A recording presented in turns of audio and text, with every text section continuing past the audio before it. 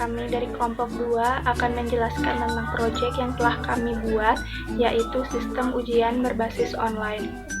Teknologi informasi merupakan teknologi yang menghubungkan antara komputasi dan komunikasi untuk melakukan tugas-tugas sehingga arus informasi dapat berjalan dengan baik. Teknologi informasi berkembang pesat di berbagai aspek kehidupan. Kriteria sistem informasi antara lain fleksibel, efektif, dan efisien. Saat ini ujian tidak dilakukan secara manual, akan tetapi telah bertransformasi dengan memanfaatkan teknologi untuk mengoptimalkan kegiatan ujian. Sistem ujian yang masih dilakukan secara manual, termasuk dengan sistem koreksi ujiannya, membuat dosen biasanya menambah jam kerja untuk menilai soal yang telah dikerjakan mahasiswa. Dalam kemajuan teknologi informasi yang sangat pesat, ujian manual tidak lagi dapat dijadikan sebagai kegiatan rutin. Oleh karenanya, kita membutuhkan sistem ujian online sebagai solusi untuk mengoptimalkan sistem ujian manual. Rumusan masalah. Selain ujian dapat dilakukan secara manual ataupun lisan, dapat juga menggunakan komputer.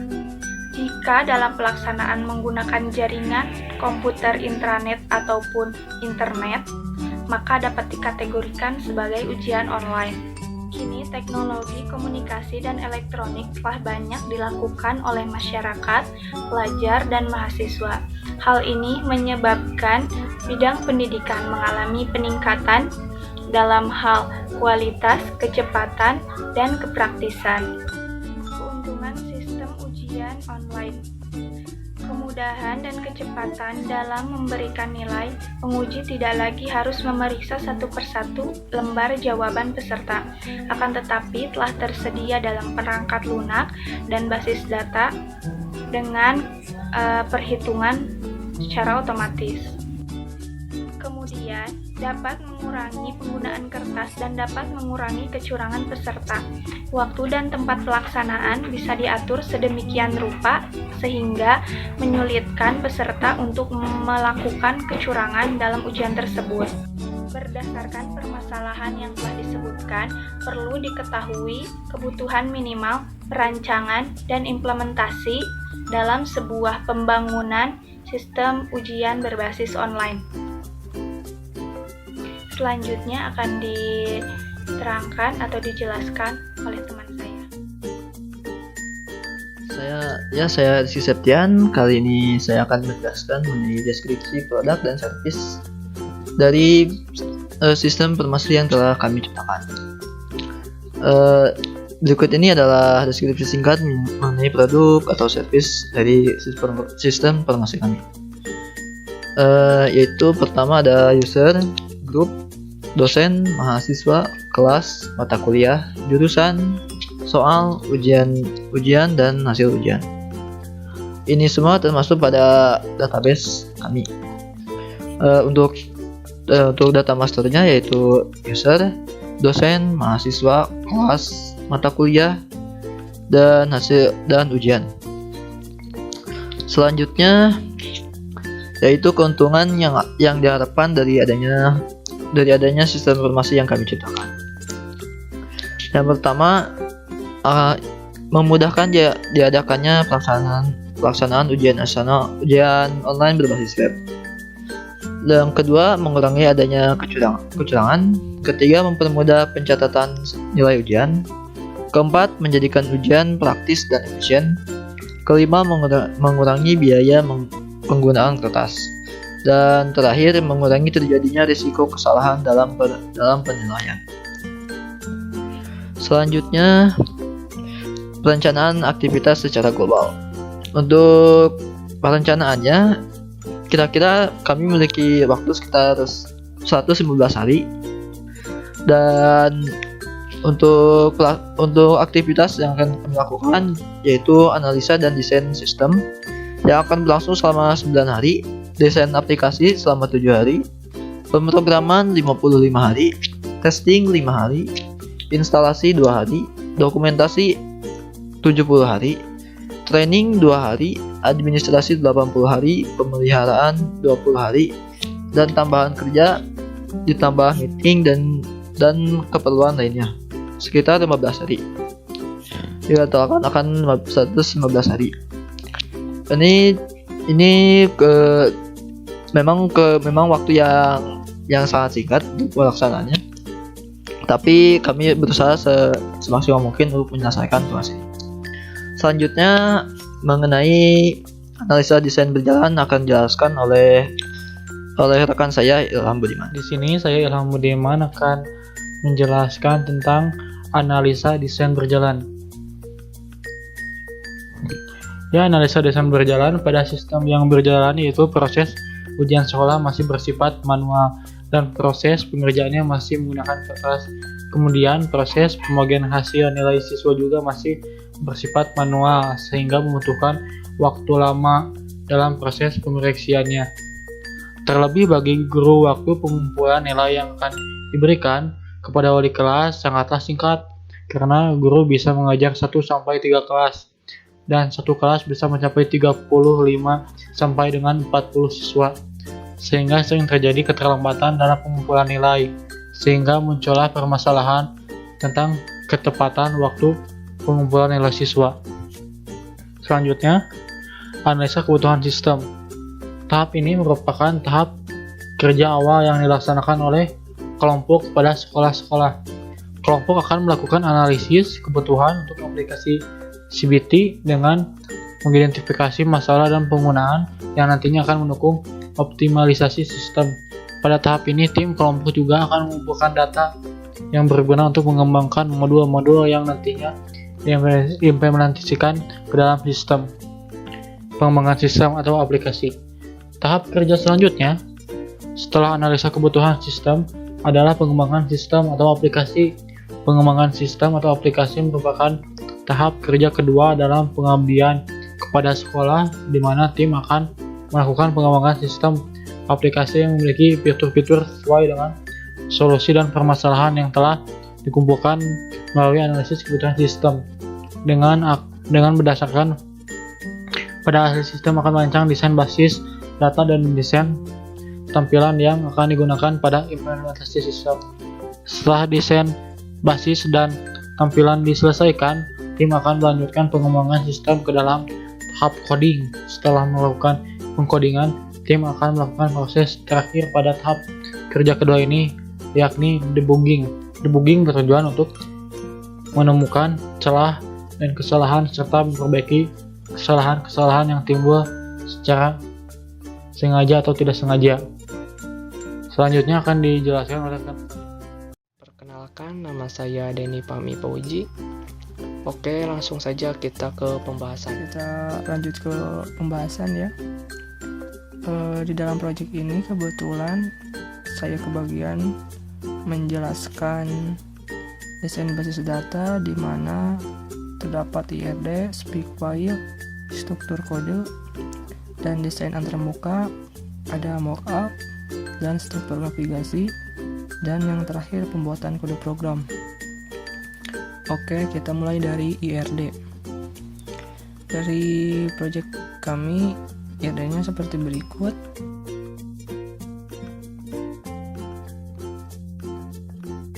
Di sini ada entitasnya 8 entitas, di mana entitasnya ada mahasiswa, ada dosen, ada kelas, ujian, soal, hasil ujian, dan mata kuliah. Nah, untuk di mahasiswa ada atribut yaitu nama, ID mahasiswa, email, kelas ID, dan NIM. Nah, ini ya bisa dilihat nih, ada email di entitas dosen, ID dosen, matkul ID, nama, NIP, dan kelas dosen ya. Jadi ini relasinya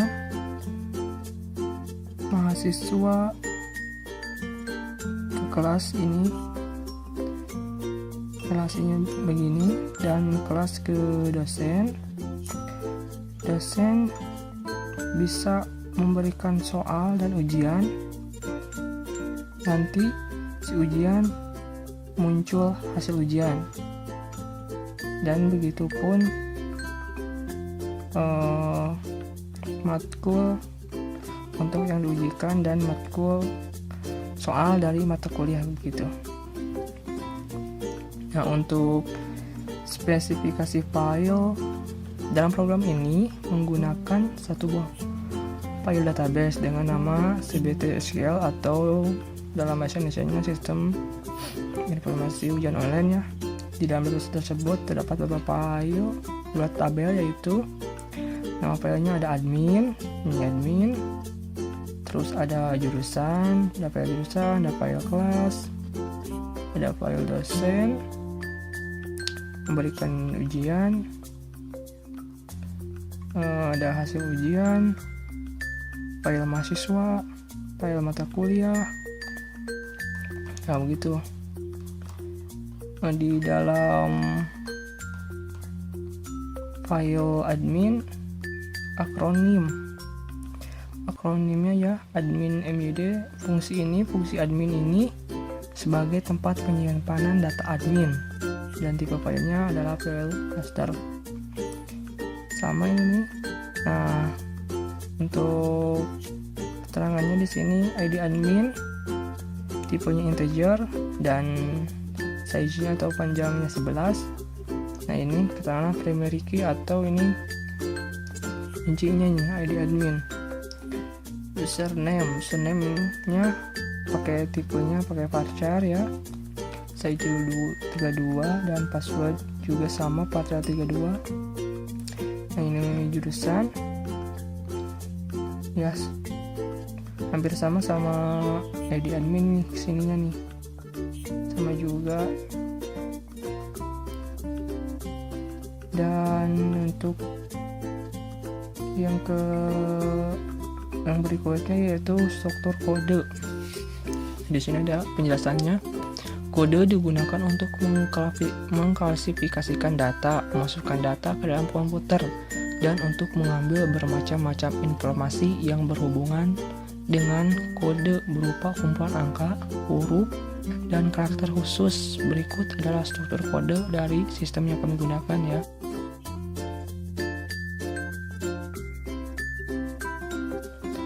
Nah, kode admin. Mengapa kode adminnya IB0198? Nah, di sini ada penjelasannya. Untuk IB itu admin atas nama Ilham Budiman, atau ya ini IB itu inisial ya. Dan 01 itu nomor urut pendaftaran admin. Dan untuk 98 yaitu diambil dari 2 digit terakhir adalah tahun 1998, berarti admin yang bernama Ilham Budiman itu pendaftarannya pertama dan dia lahir tahun 1998. Nah, ini kodenya, dan ini juga sama nih kode di dosen, hampir sama nih keterangannya. Nah, TSMA 01 gitu, siswa juga hampir sama. Nah, untuk siswa ini hampir sama NIM. Nah, di sini ada tuh angkatan, tahun masuk, kode prodi, nomor urut mahasiswa. Nah, untuk angka 15 ini berarti si mahasiswa itu angkatan ke-15. Dan tahun masuknya adalah 2019, kode prodi adalah 20, dan nomor urut 1 berarti ini misalnya ini mahasiswa masuknya yang pertama gitu pendaftarannya. Kode mata kuliah juga hampir sama, penjelasannya seperti berikut. Nah, di sini ada keterangannya. Nah, di sini BSI itu nama universitasnya, komponen mata kuliah di BSI, nama universitas di BSI, dan kode kelompok ada 2. Nah, berarti kode kelompok berarti mata kuliah ini di kelompok 2 begitu. Dan 4 ini semester 4, berarti si mata kuliah tersebut ada di kelompok 2 dan semester 4. Dan nomor urut 1 mata kuliah. Nah, Selanjutnya desain antarmuka. Desain antarmuka itu atau mockup ya. Mockup ini kami buat menggunakan aplikasi Balsamiq ya. Sama kayaknya seperti kelompok yang lain pakai aplikasi Balsamiq. Nah, di sini ada mockup admin atau tampilan admin, login admin. Sebelum menjadi web ya, kita membuat dulu desainnya seperti ini. Nah, ini berandanya seperti ini, beranda admin, beranda. Terus data jurusan, ini di admin ya, data jurusan, data kelas, master mata kuliah, data dosen. Nah, ini data mahasiswa, kelas dosen, dosen mata kuliah, bank soal, terus prom edit. Nah, ini untuk login dosen nih, mockup untuk login dosen. Nah, di mockup dosen itu ada berandanya seperti berikut ya. Gak jauh beda lah sama webnya, soalnya ini kan desainnya. Dashboard, terus bank soal, ujian, hasil ujian. Nah, ini terakhir kayaknya login mahasiswa. Hampir sama lah sama dosen. Ujian tuh, ada ujian, hasil ujian. Nah, berikutnya saya akan menjelaskan struktur navigasi. Struktur navigasi adalah susunan menu atau hierarki dari suatu situs yang menggambarkan isi dari setiap halaman dan link atau navigasi tiap halaman pada suatu situs web. Struktur navigasi dapat dikatakan sebagai penggambar dari hubungan atau rantai kerja dari seluruh elemen yang akan digunakan dalam aplikasi. Nah, ini bisa kita lihat pengertian dari struktur navigasi ya. Nah, di sini ada 4 macam bentuk dasar dari peta navigasi yang bisa digunakan dalam proses pembuatan aplikasi multimedia, yaitu 1. Struktur navigasi linear. Kedua itu navigasi non-linear. Ketiga itu hierarki. Dan keempat campuran. Nah, untuk struktur navigasi linear seperti berikut. Login user, di sini ada info ya. Master kelas, input data mahasiswa. Nah, di sini ada logout, input data dosen, master jurusan, master mata kuliah. Untuk struktur navigasi non linearnya ini tuh diambil dari WP1 kalau nggak salah. Struktur seperti struktur navigasi linear, non linear, hierarki dan campuran itu. Nah, di navigasi non linear ada home, kontak, about us. Ini tuh my profile harusnya, tapi kelewat kayaknya. Terus di login, register, dashboard, dan ujian. Struktur navigasi hierarki ada menu, tentang, menu, mulai, pilih matkul ujian dan ujian. Nah, terakhir struktur navigasi campuran seperti kita lihat beberapa menu ya, ada home, data master, relasi, bank soal, hasil ujian, mahasiswa, dosen, login, index user, profil, edit, data master, logout seperti berikut. Nah, yang terakhir pembuatan kode program. Sebenarnya ini ya yang lumayan agak susah untuk dijelaskan, soalnya ini menjelaskan codingan gitu atau source code. Nah, di dalam komputer, source code atau kode program adalah suatu rangkaian pernyataan atau deklarasi yang ditulis dengan bahasa pemrogram komputer yang terbaca manusia. Kode sumber yang menyusun suatu program biasanya disimpan dalam satu atau yang dicetak. Yang terbaca lebih dari teks dan perlu ditampilkan dalam bentuk cuplikan kode snippet yang dicetak pada buku atau media lain. Nah, berikut adalah kode program di sistem yang kami buat. Memakai bahasa pemrograman seperti JS, CSS, dan PHP. Nah, gambarnya saya cuma gambarnya doang, gambar satu kode program form dashboard. Nah ini kalau mau lihat kodingannya kita coba. Nah ini dashboard. Nah ini kodingan untuk menu dashboard. Nah banyak sekali ya. Terus dan hasilnya, nah ini hasil kodingan dari menu dashboard tersebut. Dan selanjutnya ada banyak tuh gambarnya doang sih yang dimasukin.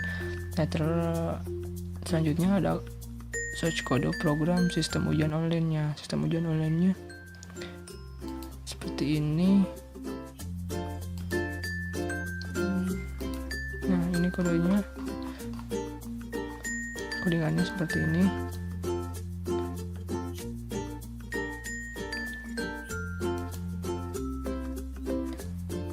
Saya ngebutin di sini nih kalau ujian. Nah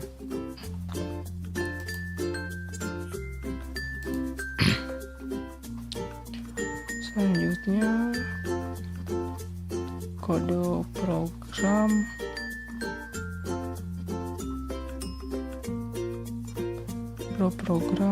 form soal ujian. Nah ini gambarnya, ini kawan ujian ya.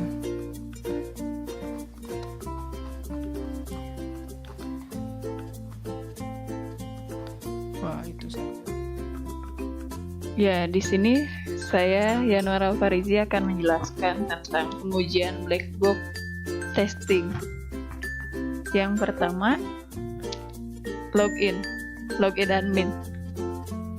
Nomor 1, ada skenario pengujian, mengosongkan username dan password, lalu klik login.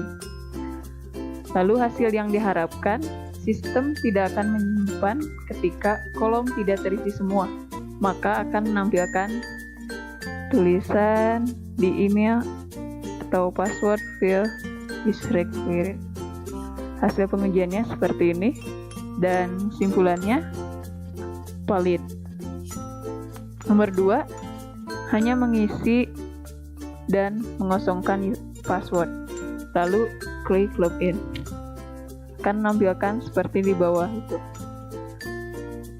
Hasil yang diharapkan, sistem akan menolak ketika kolom tidak terisi semua, maka akan menampilkan notifikasi sebagai berikut. Dan kesimpulannya sama valid, berhasil. Lalu nomor 3, hanya mengisi password dan mengosongkan username. Lalu klik login. Lalu sistem yang diharapkan, hasil yang diharapkan, sistem akan menolak ketika kolom tidak terisi semua, maka akan menampilkan notifikasi seperti berikut, seperti pada gambar. Dan simpulannya valid. Nomor 4, mengisi username dan password dengan benar, lalu klik login. Hasil yang diharapkan, sistem menerima akses login dan menampilkan pesan login sukses, dan simpulannya valid. Selanjutnya, master jurusan admin. Nomor 1, skenario pengujiannya, tambah data dosen, data yang diinput tidak lengkap, lalu klik generate. Hasil yang diharapkannya, sistem tidak akan menyimpan kolom yang tidak terisi, maka akan menampilkan pesan seperti pada gambar di bawah. Dan simpulannya valid. Nomor 2, tambah data jurusan, data yang diinput lengkap, lalu klik generate. Hasil yang diharapkannya, sistem akan menampilkan tambah jurusan, seperti pada gambar di bawah. Dan simpulannya valid. Yang ketiga, mengosongkan tambah data jurusan, lalu tekan simpan, tanpa mengisi. Hasil yang diharapkan, sistem tidak akan menyimpan ketika kolom tidak terisi dan menampilkan pesan jurusan wajib diisi. Dan simpulannya valid. Nomor 4, mengisi tambah data jurusan, lalu tekan simpan. Hasil yang diharapkan, sistem sukses, input data jurusan, dan menampilkan pesan, sukses atau data berhasil disimpan. Lalu kesimpulannya valid. Dan nomor kelima, sistem dapat melakukan proses edit data jurusan dengan menulis data yang akan diedit, lalu mengklik tombol berbentuk pensil, selesai, lalu klik simpan perubahan. Hasil yang diharapkan, sistem akan melakukan proses editing dan menampilkan bahwa data berhasil disimpan dan sukses. Kesimpulannya valid. Nomor 6, sistem dapat melakukan proses delete dengan pilih semua atau hanya satu data jurusan dengan mengklik tombol berwarna merah dengan simbol tempat sampah. Seperti pada gambar di bawah. Hasil yang diharapkannya, sistem dapat melakukan proses delete lalu menampilkan pesan. Anda yakin ingin menghapus? Tekan hapus. Maka sistem berhasil menghapus data jurusan, maka akan muncul pemberitahuan data berhasil dihapus.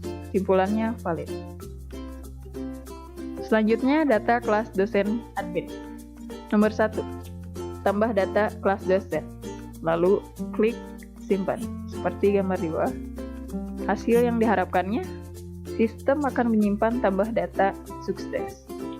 Lalu kesimpulannya valid. Yang kedua, sistem akan melakukan proses edit dengan mengklik tombol berbentuk pensil, lalu klik simpan. Hasil yang diharapkannya, sistem akan menyimpan edit data sukses. Hasil pengujiannya seperti gambar di bawah. Simpulannya valid.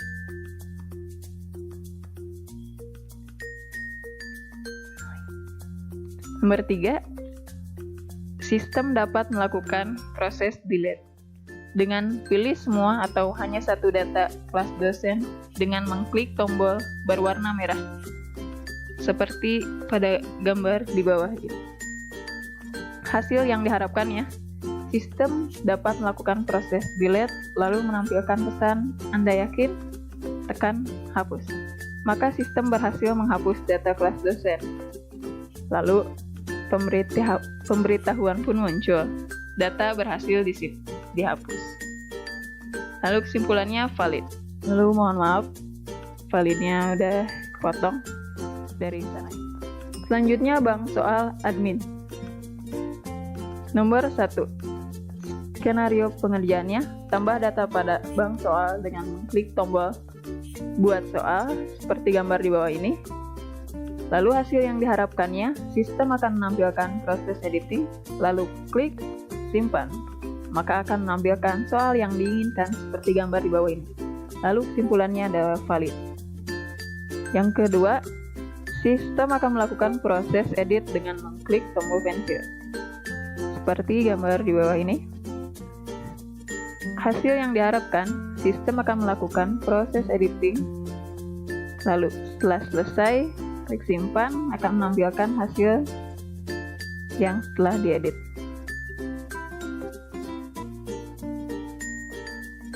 Yang ketiga, sistem dapat menghapus soal dengan memilih soal yang akan dihapus dengan mengklik tombol delete.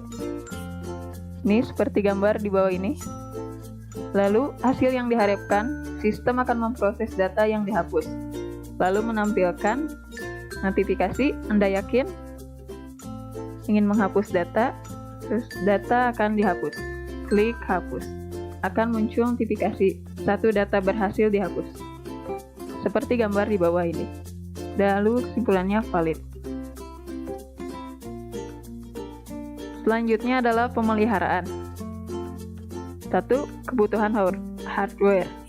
Untuk kebutuhan hardware sendiri, sistem ini bisa dijalankan di semua device karena ukurannya yang tidak terlalu besar dan tidak akan membebani pada device berkemampuan kecil sekalipun.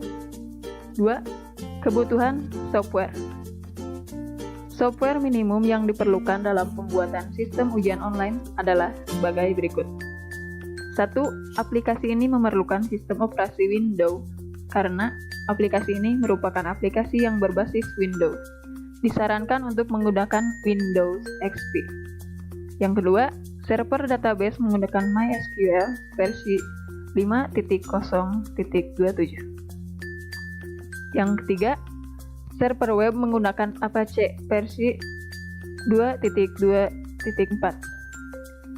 Yang keempat, PHP versi 5.2.1 sebagai script language. Yang kelima, PHP MyAdmin versi 2.9.2 sebagai database manager. Yang keenam, Macromedia Dreamweaver MX sebagai editor web. Yang ketujuh, Adobe Photoshop CS2 sebagai editor gambar. Kesimpulannya, aplikasi TO Computer Based Test ini dibuat dengan menggunakan bahasa pemrograman mobile hybrid dan web dengan database MySQL.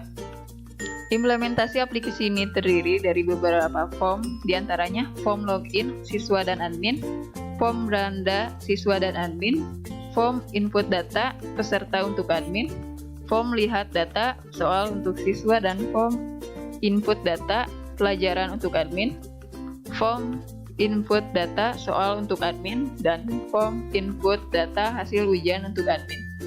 Penerapan program aplikasi yang penulis ditujukan terutama untuk mempermudah admin dalam mengolah data soal dan data nilai hasil ujian TO. Selain itu, aplikasi ini juga dibuat untuk mempermudah siswa dalam melaksanakan ujian TO dengan baik.